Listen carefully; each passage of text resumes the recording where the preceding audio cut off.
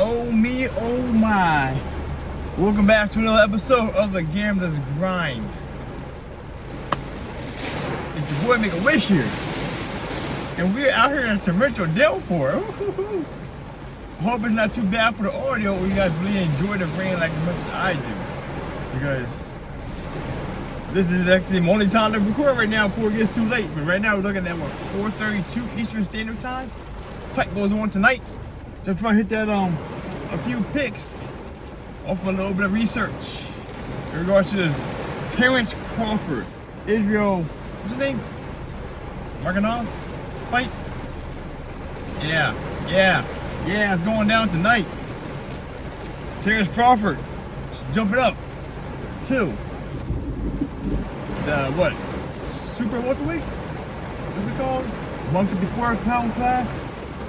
Because his fight with Errol Spence his rematch did not materialize. Because whatever happened, which was actually for the best for Errol Spence. I'll tell you that right now.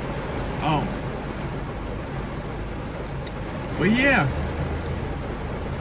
let me get into this one. This one is a little iffy of a fight. I'm not gonna lie. I'm a tad biased about Terrence Crawford, right? Because I've been following this guy since before he was relatively mainstream known. You know, just back in the Yuriokis Gamboa fight type situation, alright? My boy Bud is doing big things. Moving on up weight class, right? So, like I said, ow! Love it. I should be sleeping right now. This would be beautiful sleep food. Alright, well, like I was saying though, Bud's coming up weight. So first thing first, let's take sure this is a title fight. Because Bud was the unified title, had the belts. We was unified for like 2 weeks. Another story. He actually had a belt and he can move up to weight class and challenge someone for a belt immediately because he has belts down here. That's what he's doing now. So the boy he's fighting, Israel Madrimov, I think his name is, I forget. I'm gonna look it up right now because I'm kind of raw right now. He relatively new. It's kind of like, not new. He has a nice nice amateur background. I think he got a medal in the Olympics like twice, something like that. Something like, you know, was like Lomachenko. Something like Lomachenko, right? But not as accomplished. He had also got his first belt in 11 fights, which isn't saying too bad, you know what I'm saying? But doing a little bit of research on the boy. I am before I get to that, let's do a quick information. So the boy Madrimov, Israel, right? 29 years old. Crawford 36. So we have the age gap going. He should be recovering a little faster. He should be slowing down, but hitting harder probably, you know what I'm saying? Depending on how things are. He has the last fight in March 2024. His last fight was it October? When he fought Errol Spence. But we got his belt. We got his unified championship, okay? Well, I might have streamed that. Either way though, they're both about the same height, like a half inch, if that difference. But the reach is 6 inch difference to Crawford, alright? Orthodox fighter, right-handed, with Izzy, switch hitter. Fights a lot of southpaw, but switch hitter. Crawford, obviously. Knockouts, 7 for 10 with 1 draw. 14 KO streak right now. He had 40 fights. We really don't care about how many total. He had a lot of knockouts, but 14 knockouts back-to-back streak, okay? So that being said, going forward with this, I watched some fights with the boy. I'm not really impressed with this fight. This should be easy belt snatching from Crawford.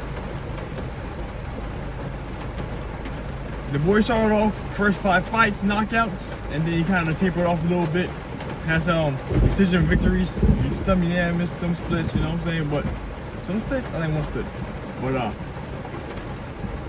this is Izzy over here.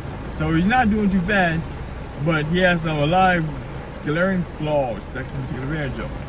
The biggest thing the Crawford has to look for going to this is going to be the fact that there is a huge weight difference. He's going up in weight, and typically the higher the weight class, one, the harder they hit, two, the harder the punch they can absorb. Those are two key things going into weights, okay? Higher weight class. And the way Crawford was hitting people back in welterweight, I don't foresee him losing any power on the next two weight classes he jumps into, okay? But he has to adjust for his speed now too, because he's a little heavier. That changed everything too, right? And his punches may not be as powerful unless they add up like they typically do in most fights.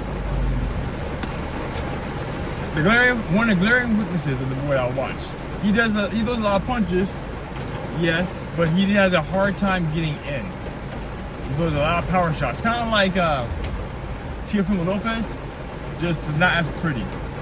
And he doesn't really jab his way in too well. Like, they call him a boxer, but from what I really saw, I don't really see him boxing too well. This is not going to be a boxing masterclass in regards to skill with skill.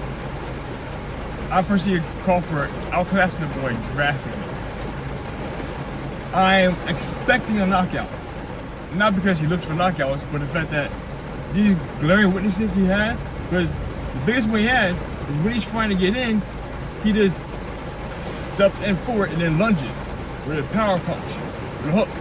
That's what he does quite often.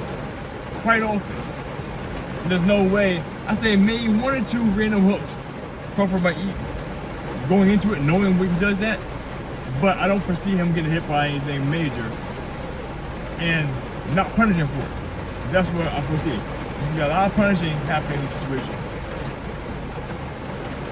This is over under 10.5 rounds. And again, I don't see Izzy being as good enough to actually stop Crawford from knocking him out. I don't see that. Kind of like similar to Mangua and Canelo fight.